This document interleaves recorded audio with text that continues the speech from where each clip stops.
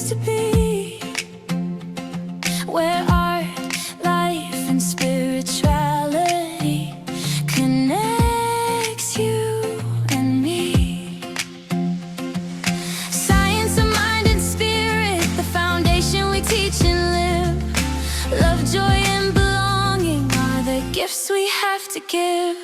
Our consciousness, our being, open at the bottom, open at the top. We're not simply one with God, but we are it itself. It will never stop.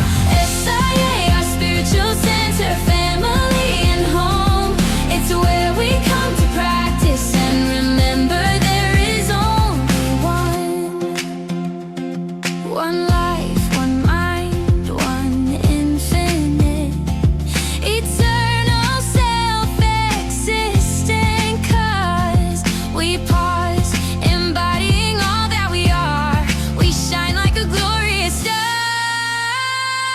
Our consciousness, our being, open at the bottom, open at the top. We're not simply one with God, but we are it itself. It will never stop.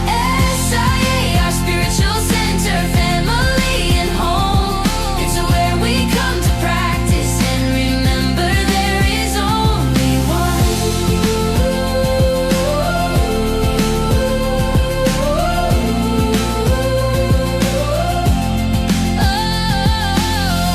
Spirituality is our way of life. We value laughter, truth, and justice.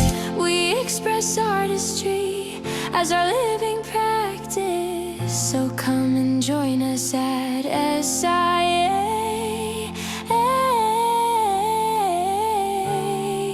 Know you found a community that will love you every day.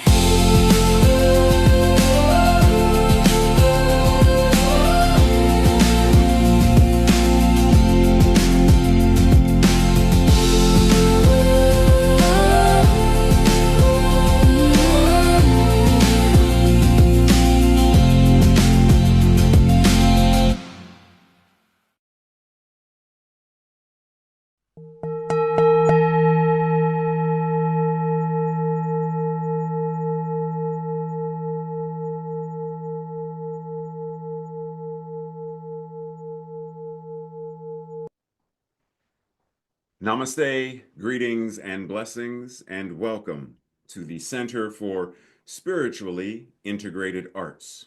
This is our Sunday message, and I am Reverend Dr. Raymond Anderson, the founder and spiritual director of this center. And I invite you to watch not only this Sunday message, but any of our archived messages. I invite you to join any classes or events that we have going on. I invite you to reach out and email if you have any questions. Questions about this community, questions about me, questions about what we do, or questions about this science of mind and spirit, liberation theology that we practice and teach. And if by chance you find yourself seeking beloved community with other like-minded beings, even if you already belong, are a member of another community, church, or center, you are more than free to have multiple affiliations wherever you are fed and find community. You are invited. And lastly, feel free to click like, subscribe, and share this or any other message or announcements with others in your circle. And with that, much appreciation, love, and blessings. Enjoy the message.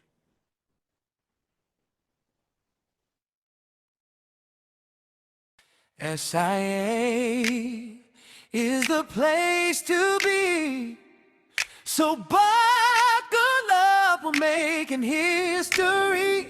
And if you are willing, repeat after me.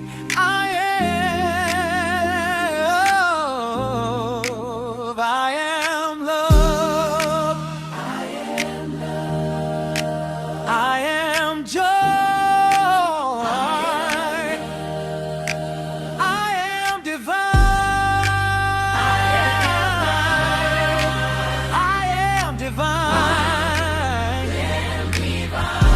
it right. One more time.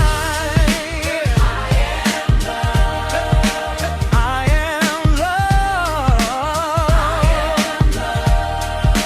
I am victorious. I am divine.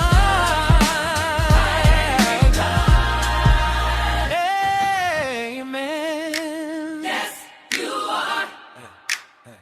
Amen. Yes, you are. Now today's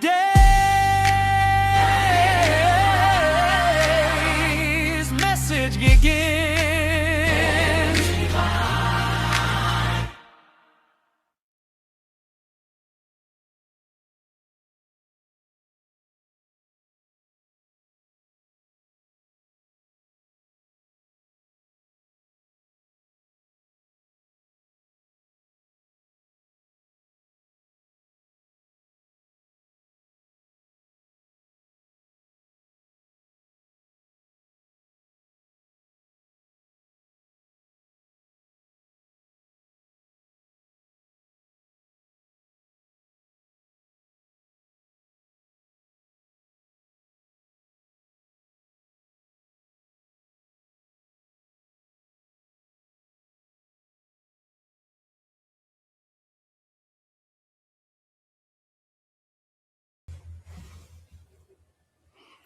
Namaste and greetings.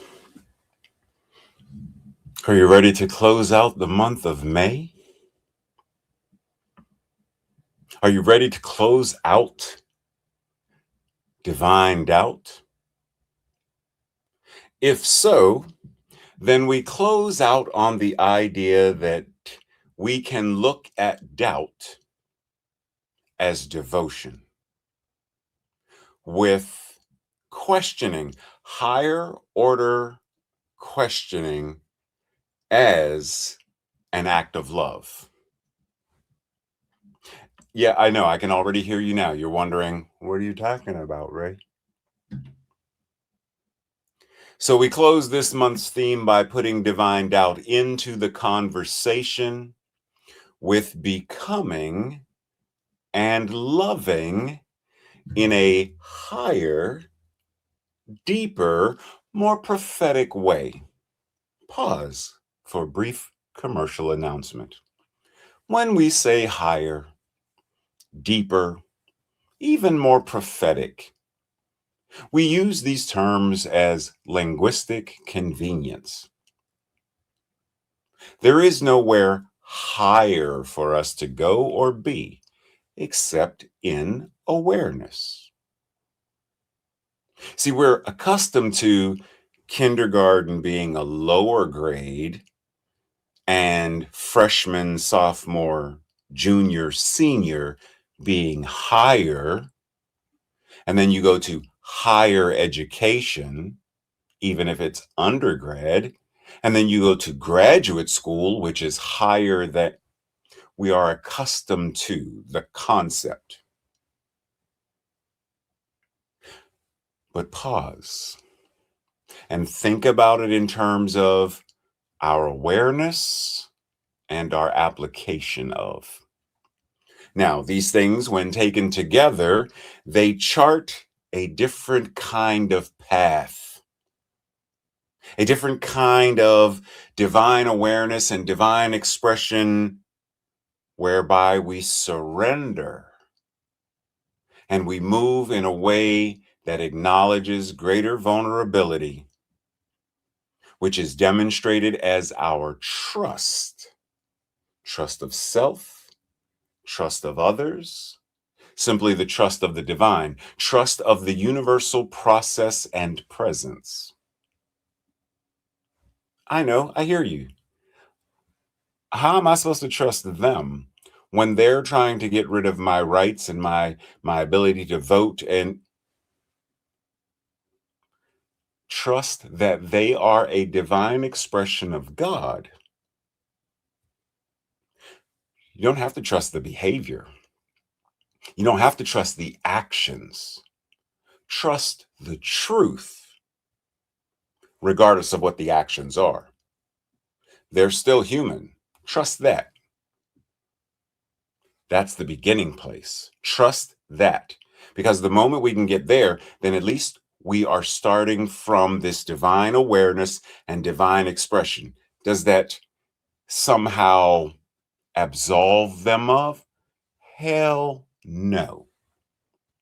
In fact, it calls us into a greater level of accountability where we now call them on their and hold them responsible and accountable.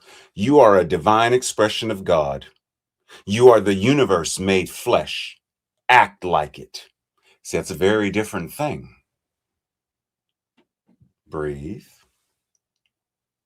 So, in this whole process, what doubts arise that keep you, me, we, us? What doubts arise that keep us from experiencing and expressing this thing called life to the fullest? What prevents us from, or what blocks us from experiencing and expressing authentic love, authentic nurturing and caring? And once again, what if the doubts are not the enemy? They're not the villain. But what if they are simply signposts that are pointing the way? This is the exit to go visit the grandkids. This is the exit to go get the Chinese food that Tracy and I love. This is the exit to go to either her therapist or my therapist or our podiatrist, or this is the exit to go to, well, that's the simply, oh, Tracy, slow down. This is 55. I know I've got a lot of nerve, don't I? But there's signposts that point the way. Stop. Yield, which somehow people in this area don't like to do. Yield. Turn left. No U-turns. What if they are simply signposts? And I know on the screen you see where it says rather than detours. What if it's a signpost pointing? See, if you keep going this way, you're going to get stuck in traffic. Take this detour and you can circumvent. You can bypass all of that traffic. Are you then willing to accept and acknowledge and move in this energy of divine doubt in a different way? There is no one who believes more in faith, more in prayer, or more in the necessity of the divine will being done than one who practices daily the science of mind and spirit. Now, rather than getting into the whole of this statement, simply ask yourself, why would Dr. Holmes say that? What is it about science of mind and spirit that there is no one who believes more in faith than one who practices daily the science of mind and spirit. There is no one who believes more in prayer than one who practices daily the science of mind and spirit. There is no one who believes more in the necessity of the divine will being done than one who practices daily the science of mind and spirit. What does that mean to you? What's the invitation that's being offered? Simply by hearing that, reading that, being made aware of that. Do you agree? Do you disagree? If you agree, why? If you don't agree, why not? What's the thing? Breathe. When two people sit down and begin to exchange words, verbally, in sign. What is that called? Right. It's called conversation. And the key thing is, conversation is a back and forth, a give and receive, ebb and flow. If one person is talking, that's called a monologue, not a conversation. Now, when two people are truly having a conversation, one person's words and the other person's words reach a point where they no longer remain just their words. In other words, the words blend, the concepts blend, the conversation becomes one unified form of energy.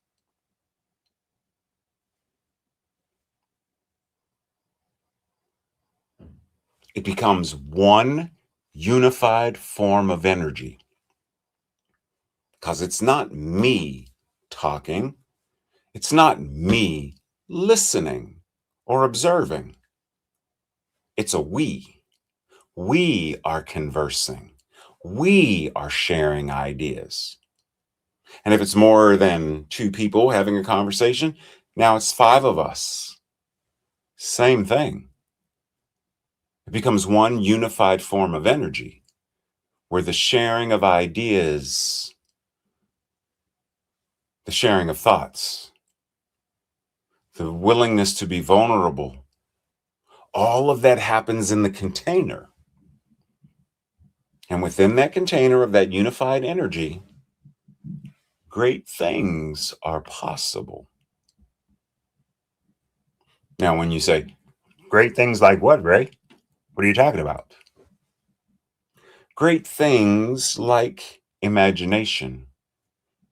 Great things like compassion, greater understanding, support. These things come about because as one person shares something that they're going through, the others who are receiving this are now given the opportunity. How might we be of service? And sometimes that the greatest thing we can do is simply be silent, yet fully present. But that depends on how the wave is moving, which then gives us the clue of, well, how am I supposed to respond? Feel the wave. Now, in this great exercise, this spiritual practice called conversation, we're given opportunities to experience and express divine doubt, to experience and express the linguistic convenient term of becoming more aware, becoming more of what we already truly are, as well as loving, expressing, receiving, experiencing love. And within this as well, based upon SIA, divine doubt gives us the opportunity to study, to increase our intellectual awareness, which then we integrate. We allow it to become a part of who we are. We then apply it. We study, we integrate, we apply. We ask questions, the questions begin to shape us, and then we express who and what we are in ways that transform and heal our lives as well as others. Pause. How many times have you, I'm shaking stuff. How many times have you ever seen a photo or image or done it yourself, such as this young woman is doing. And in prayer, you either looked up or you looked down. You raised your head or you lowered your head. And someone recently asked me a question about this, like, why do we do that? Even in New Thought, why do we do that? Since we don't see God as up there and out there, why do we do it? And in reference to this whole idea of divine doubt, it made me start thinking, well, what if,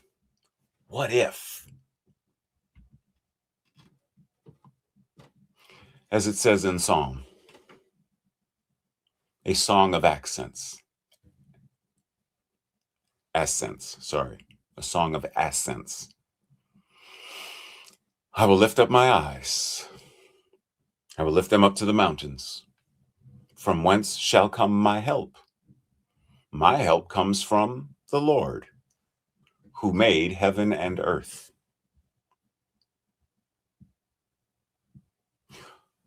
What does that look like? What does that mean for us? Well, what if we look up in order to direct our attention and realization to the absolute truth, God? In the same way that a physician might look away from the patient for a moment to see their divine perfection as a path forward for the patient's treatment. Right? So you're looking at their chart, you're looking at them, and then there's a moment of, because this space does something. Looking up while thinking is an unconscious behavior often used to aid memory recall, enhance concentration, or reduce visual distractions. So what if, even us in New Thought, we're not looking to God, but what if we are looking up because it is an unconscious behavior that gives us an opportunity to remember something? It gives us an opportunity to concentrate on something. It gives us the opportunity to reduce the distractions. What if? Same thing for the other postures we may engage in, but more on that later. Faith is a faculty of mind that finds its highest expression in the religious attitude. But always the person who has faith in their own ability accomplishes far more than the one who has no confidence in themselves or their abilities. Those who have great faith also have great power. What if sometimes we need to look up to remember the power of our faith, the power of ourselves? What if we look up to concentrate on that power? What if we look up because this is distracting us from our power and making us weaker?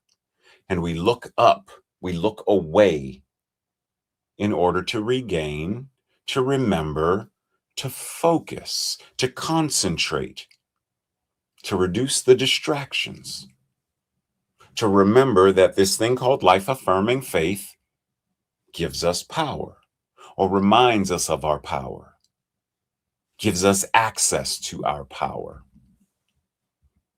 And similarly, what if there's also a reason why we look downwards or inwards?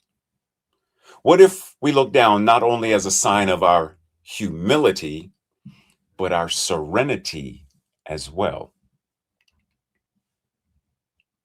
Right? Because one of the reasons we say we bow our heads in prayer is to be humble before God. Looking down while thinking is a subconscious behavior called gaze aversion that helps us concentrate, once again, by reducing external distractions, possibly also internal distractions. It facilitates a visual decoupling, allowing the brain to switch from focusing out here, outside world, to coming back to self, to returning to the internal mental practices where we access memories, we analyze clearer, we regulate our emotions. So what if it's not necessarily about an external God, an anthropomorphic God, but it's about accessing our own divine power and nature?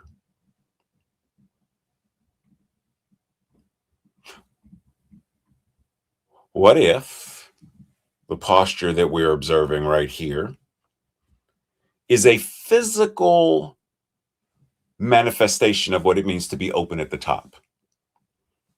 I mean, it does, after all, mirror the teaching symbol. So what if, in the same way the other postures, ways of being, reference and reflect something far deeper, greater awareness of, what if this does the same? Just saying. Because then it gives us greater insight into, why am I behaving or moving the way that I'm behaving or moving? What is the unconscious trigger? What is it offering me the opportunity to know, understand, to study, to integrate, to apply, to ask, to become, to love?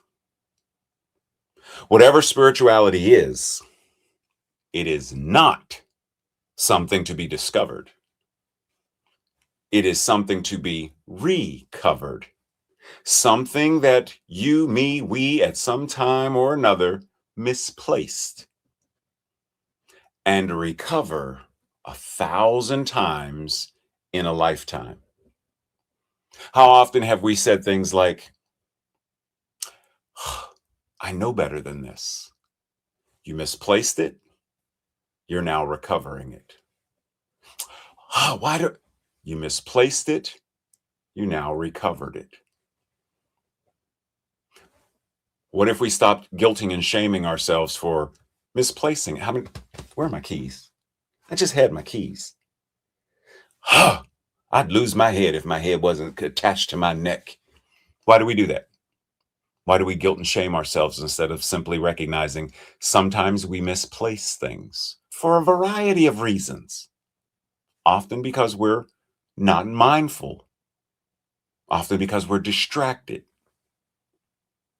So what if we simply recognize my keys are misplaced, breathe, and give myself the space to recover them?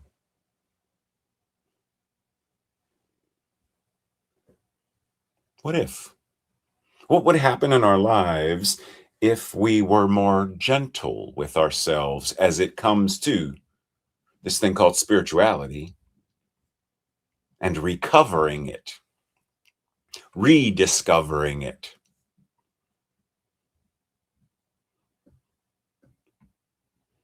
Breathe. There is an idea, concept called dedication, devotion, conviction, being devoted,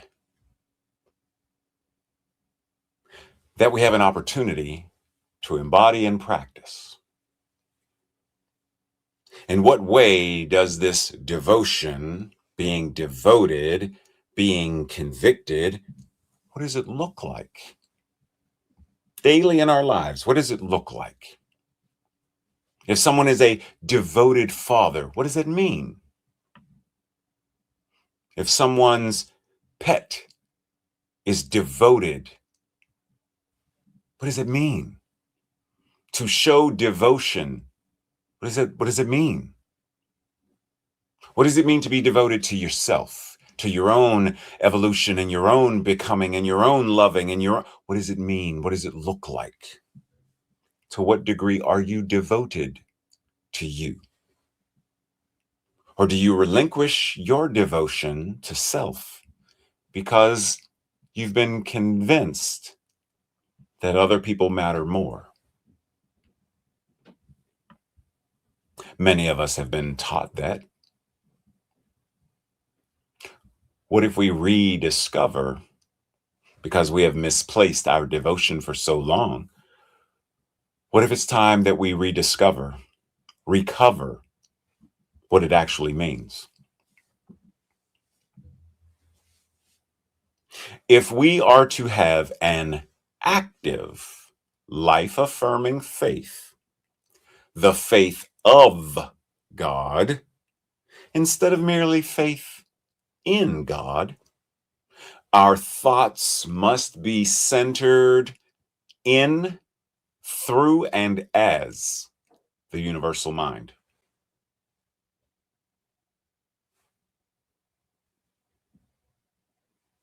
What does that look like? Just even sitting with the concept, what does it look like? What does it feel like? Even simply saying faith in rather than faith of.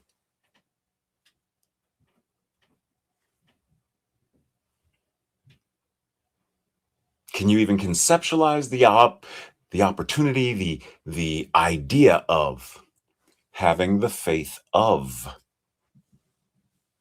God rather than merely the faith or a faith in? Like, what's the difference? Can I even conceptualize the difference? Well, if we were to look at the hero's journey of Thomas Anderson, aka Neo, we would find a great many signposts of his developing from a space or place of thinking he knows, having no idea what he knows, trusting, not really not trusting, to trusting, but not understanding, to trusting and understanding, to eventually knowing. As Morpheus told him when they were training, don't think you are, know you are. Don't think you are, know you are. See, many of us are walking around as though like we're holding a little Neo, right? We have all these accoutrements of things that say we have faith in God. Prayer beads, candles, sage sticks, singing bowls. We have all kind of the things that say we have faith in God. We have faith in the universe. We have, in terms of the Matrix, there were those who had faith in Neo. But what's the difference between saying I have faith in Neo as the one, and then Neo saying, well, I am the one, therefore I have the faith of the one?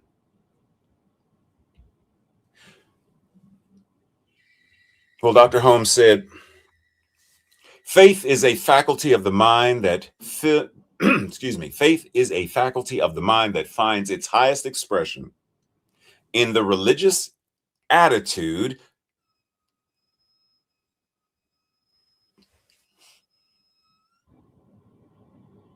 Wait a minute. So you're telling me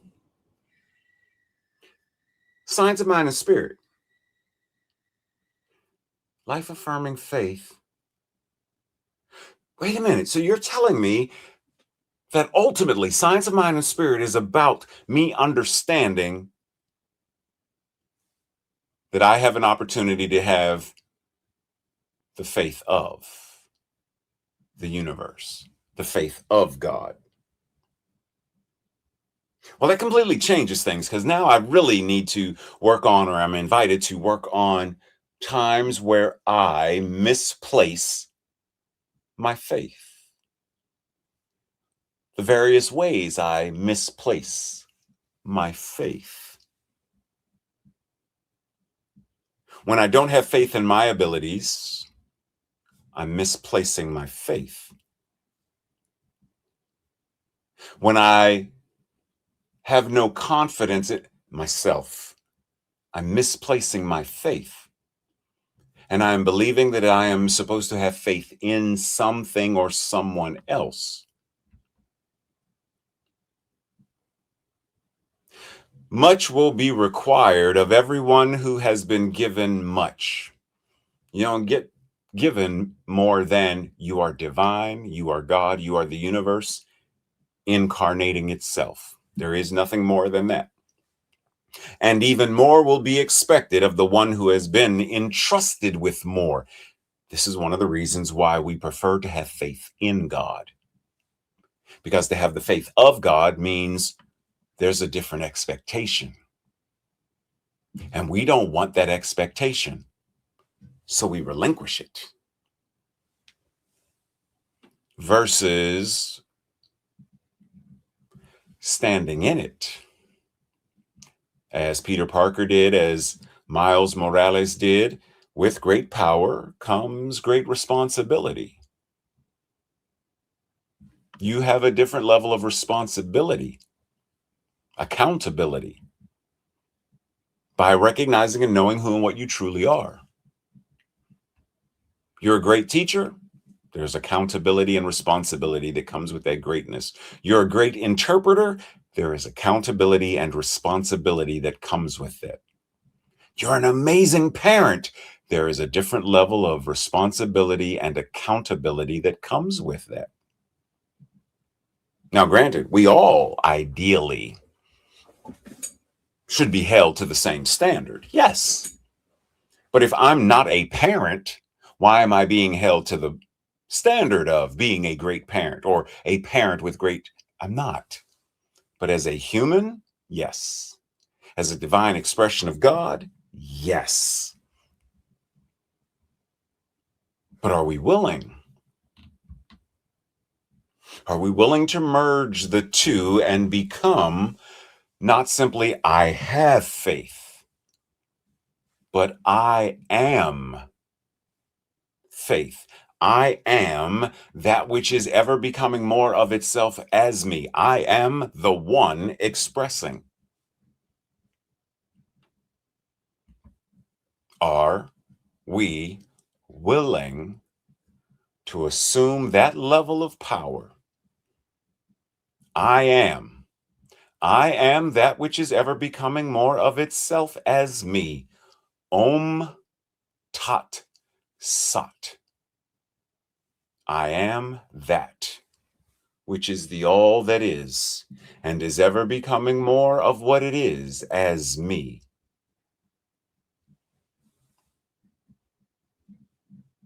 Are you willing to have that degree of faith, that degree of trust, accountability, responsibility? The thought of faith molds the undifferentiated substance and brings into manifestation the thing which was fashioned in the mind. This is how faith brings our desires to pass. What does that mean? What does that look like? Well, think of it sort of like this image you see on your screen now. If we were to break each of these down, the glass, the water being poured, the pitcher holding, or the water is coming from the hand that's holding the water that's still in the pitcher, etc. Each of these has a label we could give it. Manifestation, thought, God, etc.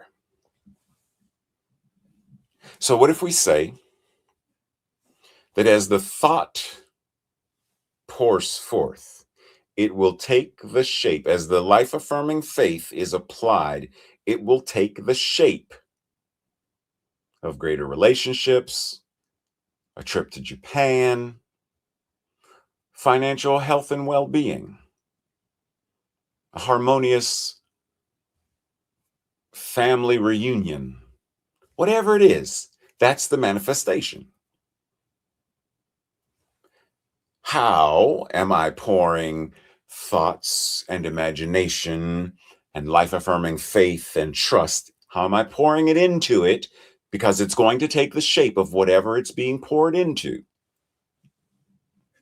And if the shape of it is blah, yuck, hate, war, thought and faith, etc., will take the shape of that as well. See, the shape doesn't matter because there are so many different shapes and forms of everything. The shape and form of what I'm going to have for lunch versus dinner. The shape and form of what I'm going to see when I go to Disney. The shape and form of staying at the hotel. The shape and form of visiting my second son and the reunion. The shape and form of going to Japan. And all of those experiences, each individual experience being its own shape and form. Infinite numbers of shapes and forms without measure. The form, simply the form. How am I pouring into each? Because some of them can stay empty. You don't have to pour into all of them. But how am I bringing my thoughts, my questions, my divine doubt, etc., to each of the potential forms that are before me in order to manifest and create whatever it is that I desire to create?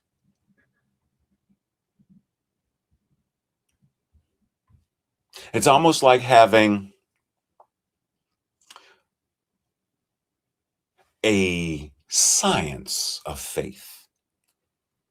If we looked at faith like a science, what goes together? Because see, faith is not this airy-fairy of,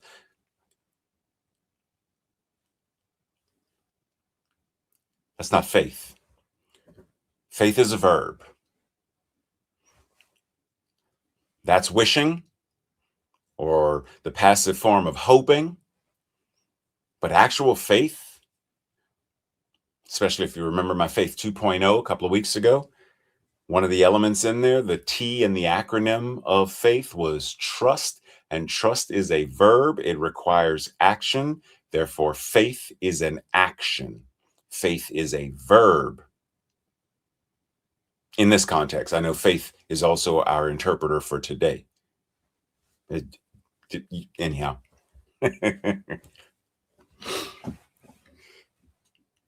But what if we looked at the science of faith? How do you create water? What? 2 versus 1. Oh, H2O. 2 of what? 2 hydrogen or 2 oxygen? 1 hydrogen or 1 oxygen? Well, what's the difference between hydrogen peroxide versus hydrogen dioxide versus carbon monoxide versus carbon dioxide?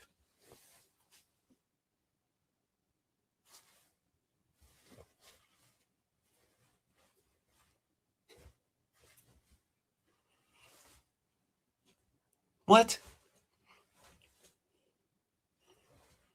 Which thoughts added with which emotions added with which actions will create and manifest what we say we desire? A world that works for all? Jedi, justice, equity, diversity, inclusion? Then what thoughts, what level and degree of faith, trust, emotions, etc., must be brought together in the laboratory of life in order for that to be formed?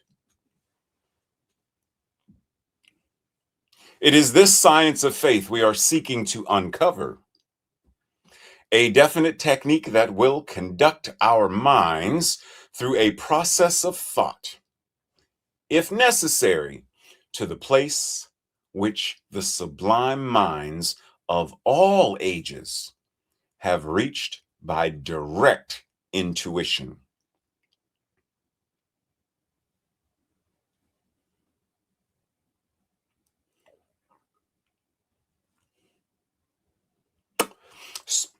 So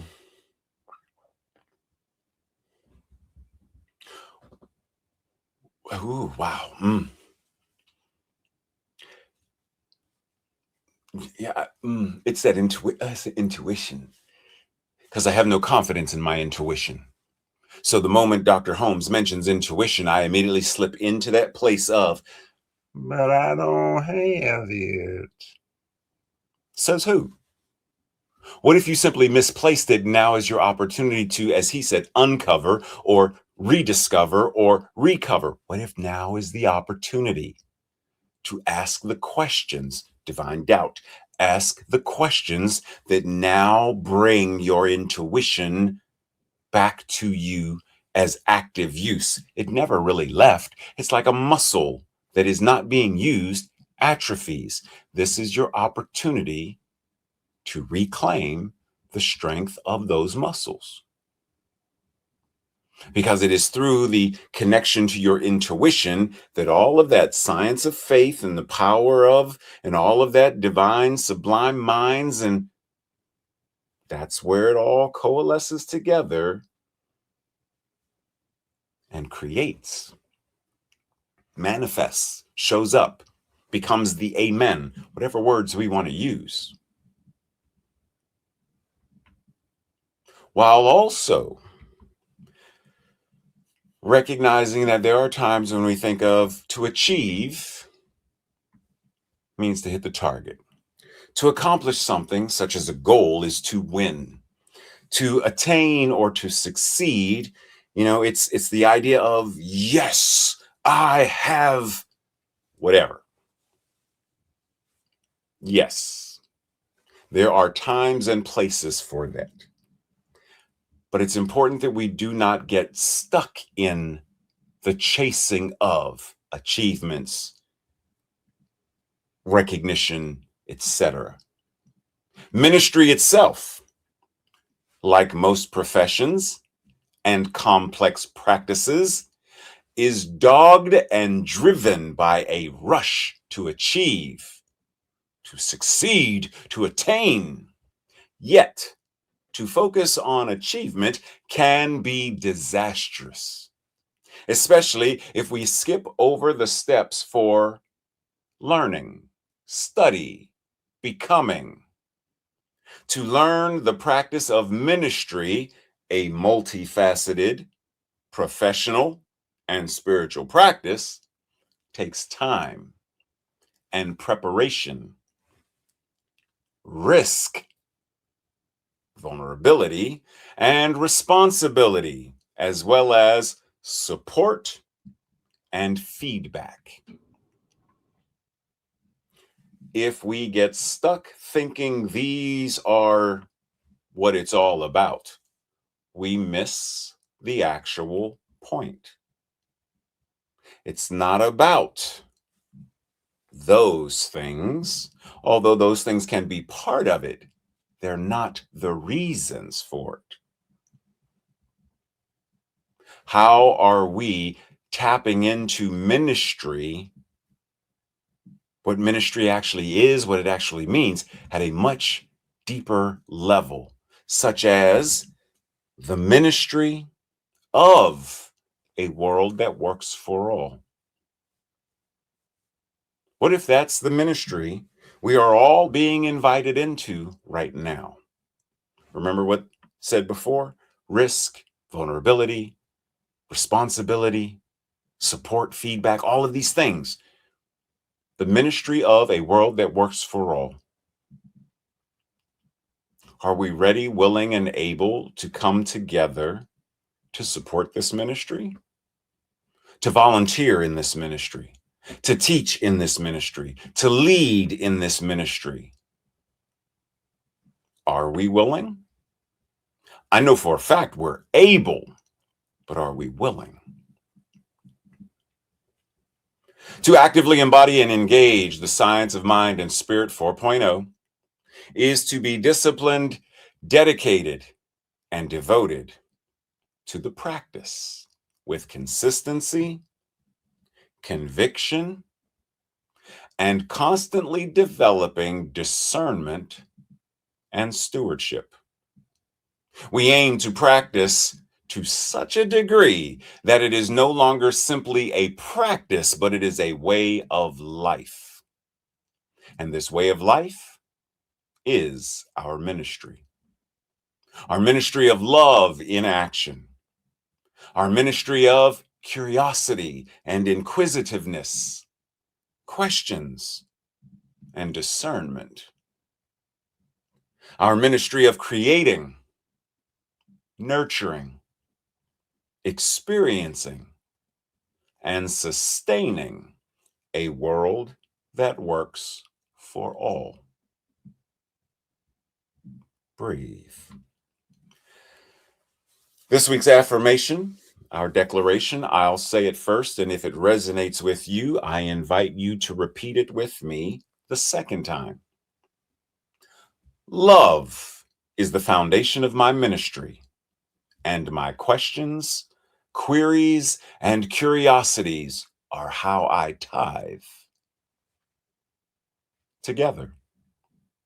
Love is the foundation of my ministry, and my questions, queries, and curiosities are how I tithe. And so it is. This week's Thursday night study group questions for the discussions you shall have, or your own personal journal questions. Number 1. When I have conversations, what directs or influences how the conversations occur? For example, do I initiate the conversation? If so, how do I start the conversation? It's awfully hot outside, ain't it? Wow, that's an amazing, what is that, parka? What's that called? Dashiki? It's amazing. How do I start the conversation? So I've been wanting to talk to you for a while, and what directs or influences how the conversations occur? Number 2, how can divine doubt, becoming, and love improve my conversations and interactions with others? Number 3, what or who am I currently devoted to? And how does this devotion show up in my life? Number 4, what practices will improve my ability to have the faith of God on a more consistent basis? Number 5, if someone were to observe my life, Lord, the things oh, sorry, that was about me. It's not about me. It's not. If someone were, I'm reading these as though they're you. If someone were to observe my life, your life, what would they say was my ministry, your ministry? Because they would look at mine and say, my ministry is the ministry of silliness, goofiness. Because just ask Tracy, she'll tell you. Or the neighbors, they'll tell you. Anybody who really knows me, they'll tell you. Oh, he can be serious when he want to be. But trust and believe. Serious and silly.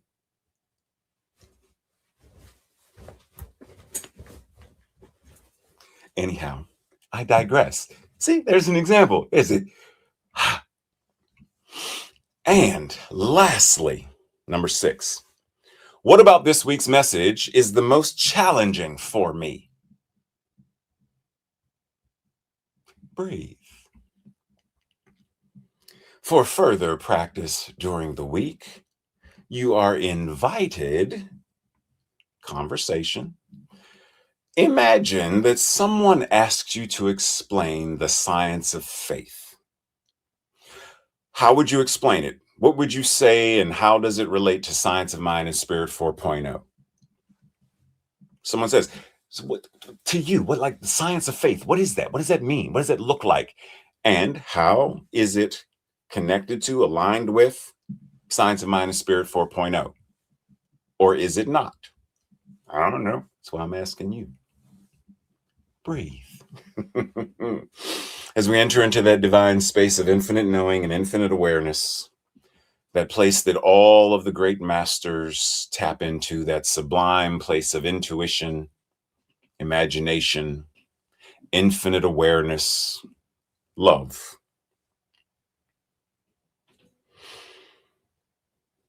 And it is in and from this place that we allow the word to create, the energy of emotions to fuel,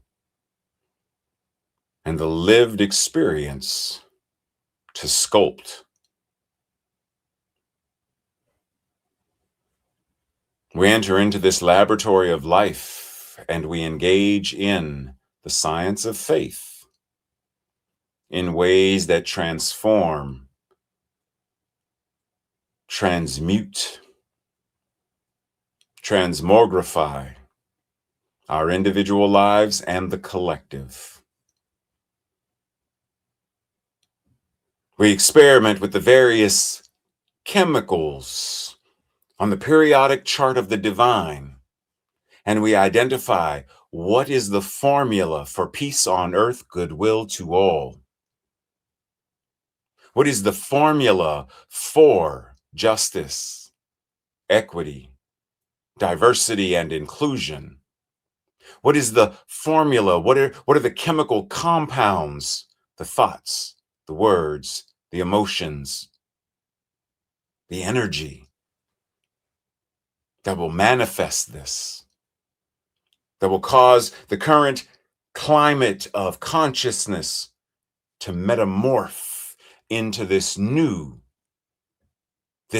element that has never truly existed before, a world that works for all. We enter into this space, bringing with us divine doubt, the gift of divine doubt, the gift of becoming, the gift of loving. We enter into the laboratory of life, where we study, we integrate, and we apply. We know who and what we are being, and from the being, the doing happens automatically. But we allow the doing to be done mindfully and consciously. And so we breathe.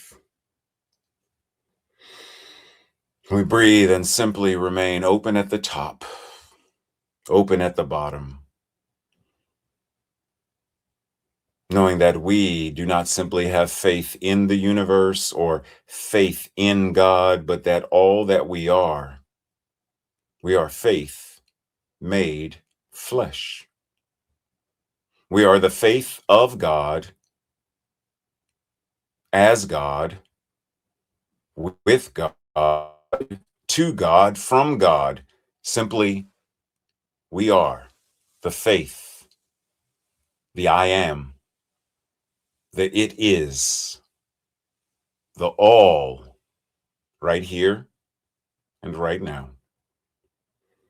We breathe, knowing that the divine law receives this word, the energy, all that was said, all that is thought, all that is acted upon, and it moves accordingly to manifest and demonstrate the amen that we are already. And so we breathe, knowing it's already done. The amen and the amen and the amen, like each breath, right there,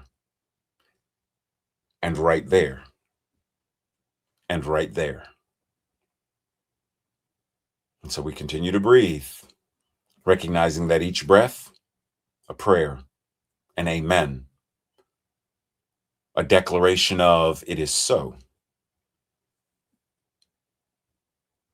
And so knowing this, we stand back and marvel at the magnificent way that we do this thing called the ministry of a world that works for all, individually and collectively.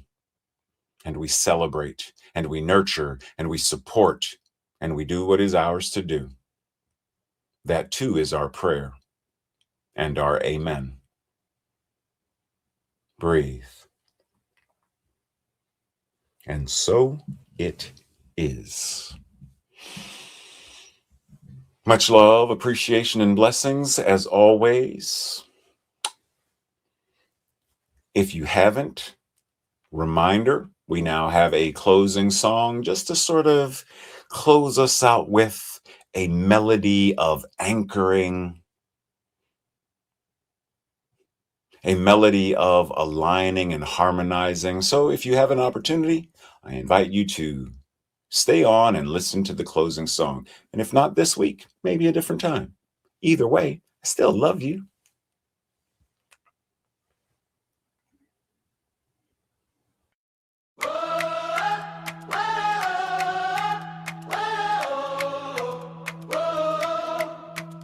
Today's message is complete, something to believe, a seed of truth that we can practice if we choose to receive. As we take the science of mind and spirit for pour it over to every corner of the world where the healing needs to go. We know it's not a secret, can't block behind a door. It's the wisdom that we're living, and love is what we share it for. Now step into the world, be a healing, hopeful beacon. You're walking the path and offering to all who may be seeking. Know it, practice it, live it every day. That's how we heal the consciousness. We wash the ignorance away. Time to heal the world and make the vision come true. No more waiting for someone else to do what we can do. With gratitude, love, and a joy so deep, we have principles, practices, and promises we're all going to keep.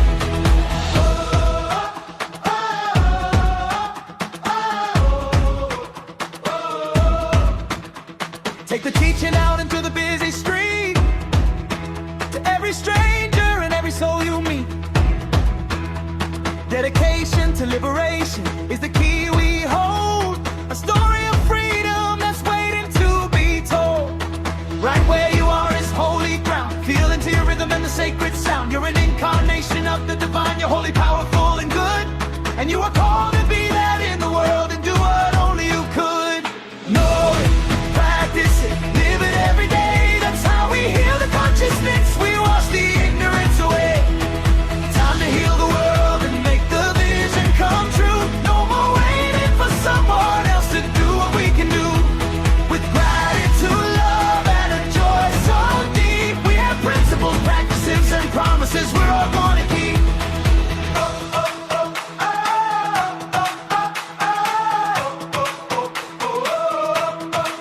Be the change that you want to see. Unlock the chains and set all life free.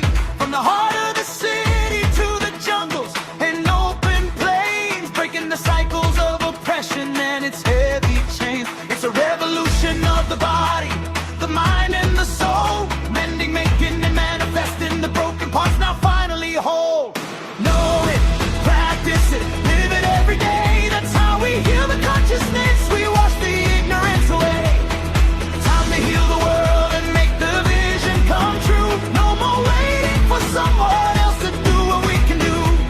With gratitude, love, and a joy so deep, we have principles, practices, and promises we're all gonna keep.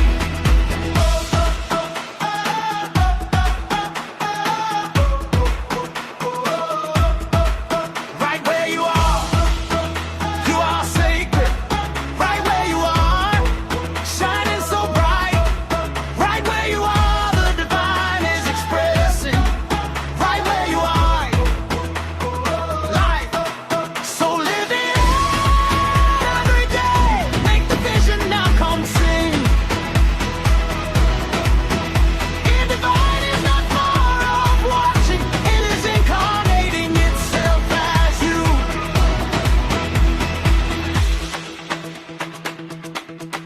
Have an amazing week and know that you are loved.